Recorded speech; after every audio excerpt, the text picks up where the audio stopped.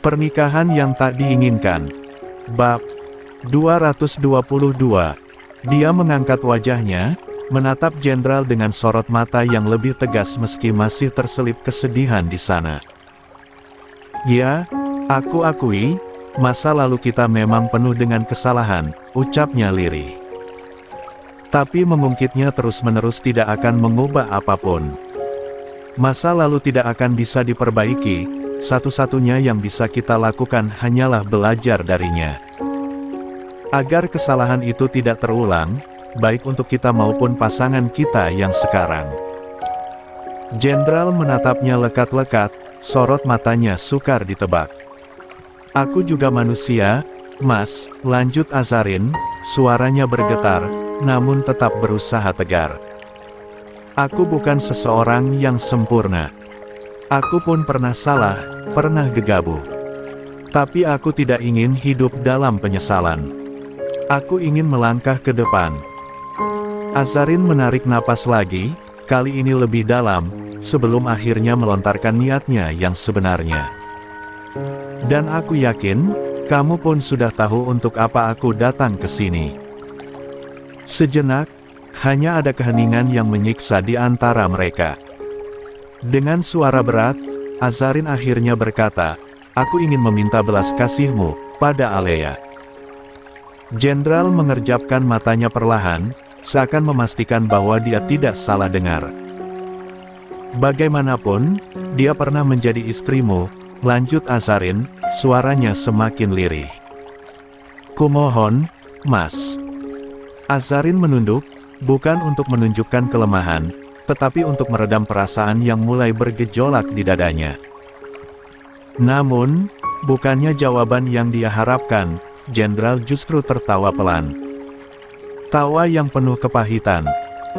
Dia menyandarkan tubuhnya ke kursi, matanya menatap Azarin dengan sorot tajam yang membuat udara di antara mereka semakin menegang. "Kamu meminta aku untuk berbelas kasih?" tanyanya dengan nada rendah, hampir seperti bisikan. "Berbelas kasih pada seseorang yang pernah menghancurkan hidupku." Azarin menggigit bibirnya, menahan gelombang emosi yang hampir pecah. "Kalau aku berbelas kasih padanya, lalu siapa yang berbelas kasih padaku?" lanjut jenderal, suaranya terdengar getir. "Siapa yang peduli pada rasa sakit yang kutanggung selama ini, Asa?" Azarin terdiam. "Siapa yang mengerti aku?" Suara jenderal semakin melemah. "Siapa yang peduli pada kehancuran yang kuterima?" Udara di antara mereka terasa semakin berat, seakan seluruh ruangan menyempit dan mencekik. Azarin merasa dadanya semakin sesak, namun dia tak bisa menjawab. Karena untuk pertama kalinya, dia benar-benar melihat sisi jenderal yang paling rapuh. Azarin memilih diam, tangannya mengepal di atas pangkuan, napasnya tak beraturan, dada terasa sesak dengan segala perasaan yang bercampur aduk. Sementara di hadapannya, jenderal masih bersandar di kursinya, menatapnya dengan ekspresi yang sulit ditebak. 19. Lelaki itu menghela napas panjang, sebelum akhirnya bersuara, suaranya dalam, mengandung ketegasan sekaligus luka yang tersimpan begitu lama. "Dulu kamu pernah egois dengan perasaanmu, Za," katanya pelan, tetapi tajam. "Tolong, kali ini jangan egois dengan perasaan orang lain." Azarin mengangkat kepalanya, menatap jenderal, tetapi dia tetap diam. "Mungkin kamu tidak merasa dirugikan, karena bagaimanapun Alea adalah saudaramu," lanjutnya. "Tapi aku yang dipaksa kehilanganmu, aku yang harus melihatmu pergi tanpa sedikit pun memberi kesempatan. Kali ini jangan memaksaku, Za. Seperti Alea dulu memaksaku meninggalkanmu." Jenderal mencondongkan tubuhnya, matanya berkilat dengan luka yang entah sudah berapa lama dia pendam. "Aku terluka, Za. Coba lihat sedikit saja lukaku." Suaranya bergetar, namun dia segera meredamnya dengan senyuman miring yang menyakitkan. Dulu kamu mengatakan kamu egois karena mencintai dirimu sendiri, agar tidak lagi terluka. Maka saat ini, aku juga melakukan hal yang sama. Azarin memejamkan mata, merasakan kepalanya mulai berdenyut. Namun, dia tetap tak menjawab. Jenderal tertawa kecil, getir. Jika saat ini kamu datang memohon agar aku menarik laporanku terhadap Alea, lanjutnya, maka jawabanku tidak akan berubah, Sa. Kembali padaku, maka Alea akan bebas. Azarin membelalakkan mata. Dia sudah menduganya, tetapi tetap saja mendengarnya langsung dari mulut jenderal membuatnya terkejut. Kamu mungkin akan mengatakan aku terobsesi. Jenderal kembali berbicara, tatapannya tajam. Tapi tidak, Sa. Ini bukan obsesi. Ini adalah cinta.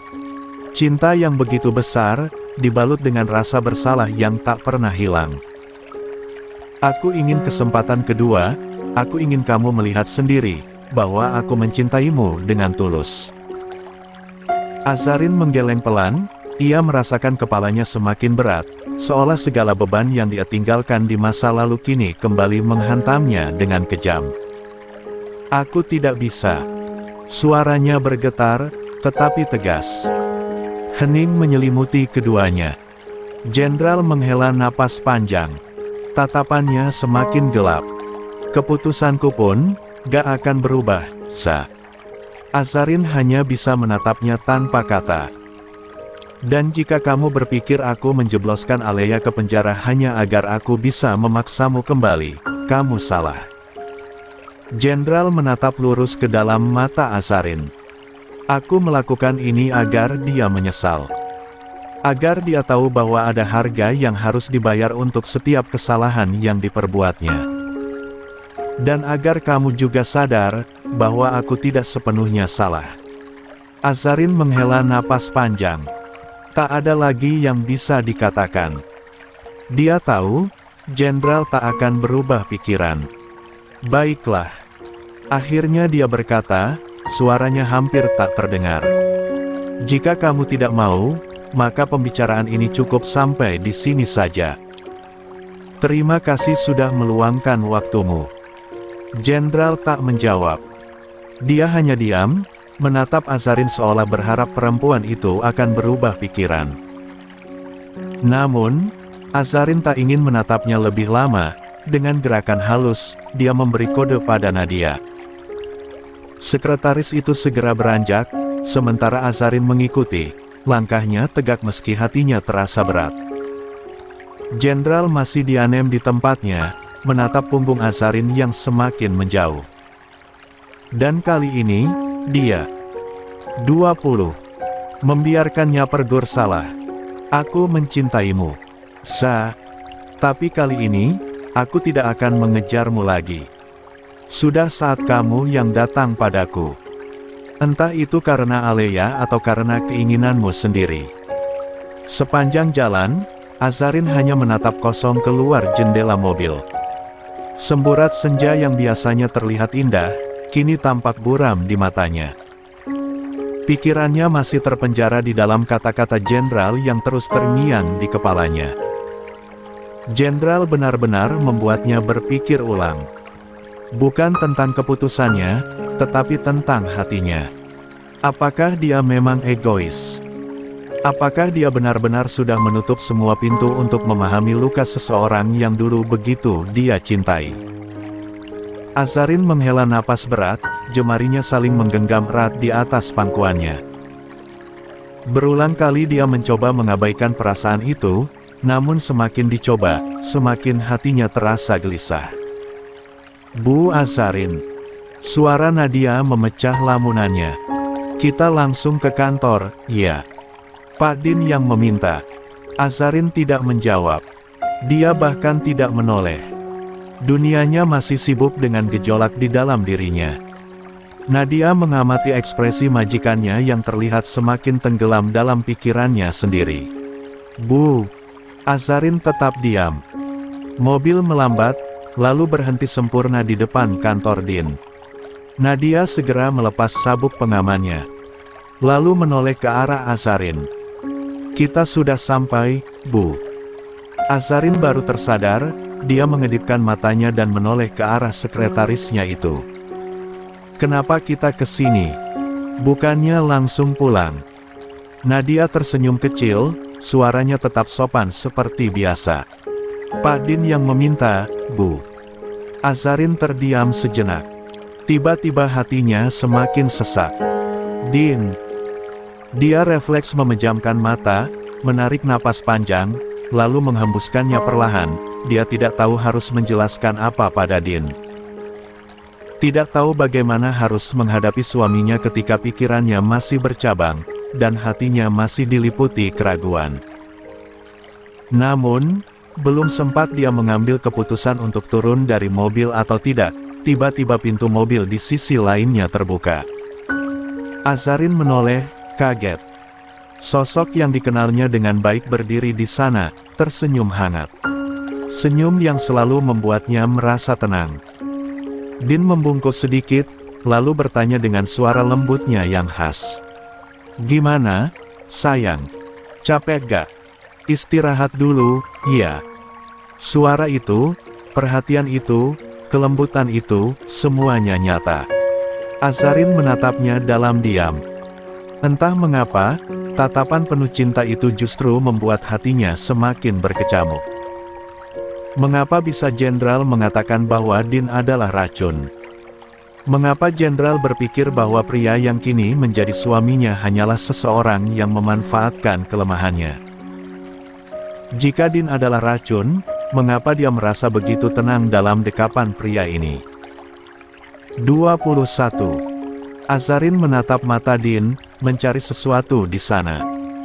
Sebuah tanda, sebuah jawaban atas pertanyaan yang kini membebaninya. Namun, yang dia lihat hanyalah kasih sayang. Atau, apakah benar seperti kata Jenderal, bahwa Din hanyalah racun yang bekerja perlahan, menjalar, dan membunuhnya tanpa dia sadari? 22. "Mas, bisa gak aku langsung pulang?" Akhirnya, pertanyaan itu lolos juga dari bibir Azarin setelah sekian lama hanya terdiam. Din yang sedang menatapnya mengerutkan kening. Ada sesuatu yang terasa janggal. "Capek banget, ya?" tanyanya dengan lembut. Azarin hanya mengangguk pelan tanpa menambahkan sepatah kata pun. Pandangannya masih menghindar, membuat Din semakin curiga. Dia menelisik sorot mata istrinya, mencoba membaca apa yang sebenarnya sedang terjadi. Namun, seolah menyadari tatapan tajam itu, Azarin buru-buru memalingkan wajahnya. "Mau pulangnya bareng gak? Bentar lagi kok," tawar Din, masih dengan suara tenang. Azarin menggeleng cepat. "Gak, Mas. Aku capek banget. Pengen langsung pulang." "Gak apa-apa, kan?" Sejak tadi, Azarin berbicara tanpa berani menatap Din. Sementara itu, Din sama sekali tak mengalihkan pandangannya. Dia memperhatikan istrinya dengan seksama, mencermati setiap gerakan, setiap perubahan ekspresi. Ada sesuatu. Din yakin ada sesuatu yang terjadi dalam pertemuan Azarin dengan Jenderal tadi. Namun, dia bukan tipe yang suka mendesak. Apalagi melihat betapa rapuhnya Azarin saat ini. Din akhirnya menghela napas pelan. "Ya sudah," ujarnya dengan senyum tipis. "Nanti Mas nyusul, gak lama kok." Tanpa banyak kata, Din menunduk, mengecup lembut puncak kepala istrinya. "Dalam rumah tangga, harus saling terbuka, sayang. Gak ada yang perlu disembunyikan, apalagi kalau itu bisa merusak." Kalimat itu terdengar lembut, penuh perhatian, tetapi juga menyiratkan sesuatu. Azarin menahan napas, jemarinya menggenggam erat tas di pangkuannya. Hatinya semakin kacau. Din menghela napas pelan sebelum akhirnya beralih ke arah sopir yang duduk di bagian depan mobil.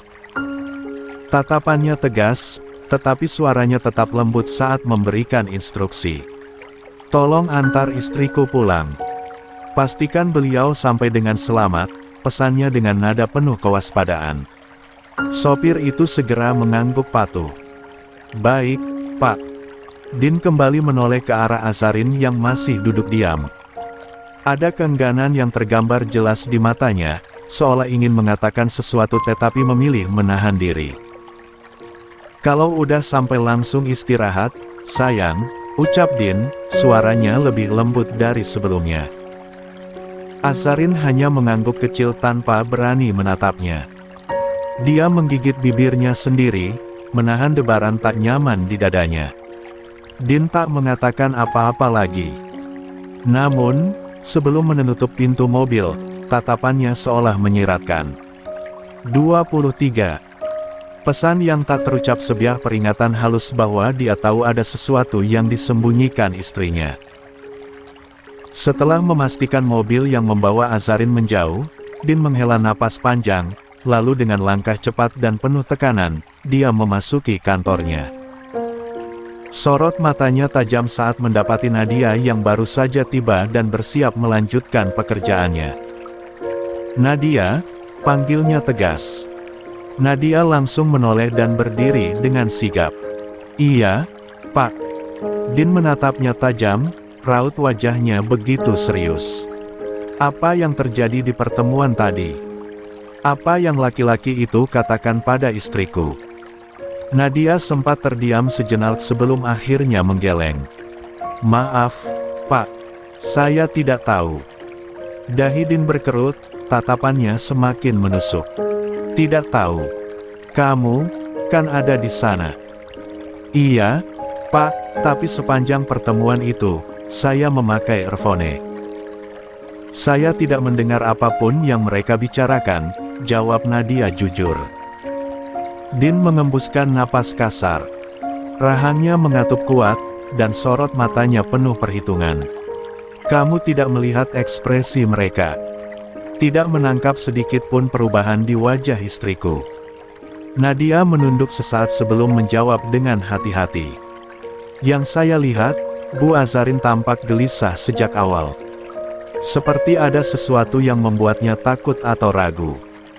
Lalu, sebelum pertemuan berakhir, dia terlihat sangat tertekan. Din mengepalkan tangan.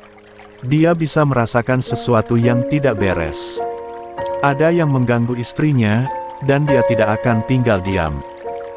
Dia pun menarik napas panjang, berusaha mengendalikan emosinya yang perlahan memanas. Tatapannya masih tertuju pada Nadia, tetapi pikirannya sudah melesat jauh.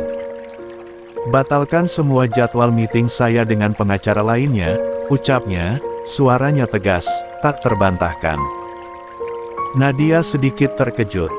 Tapi, Pak, batalkan, Nadia, ulang Din, kali ini dengan nada lebih dalam, penuh tekanan.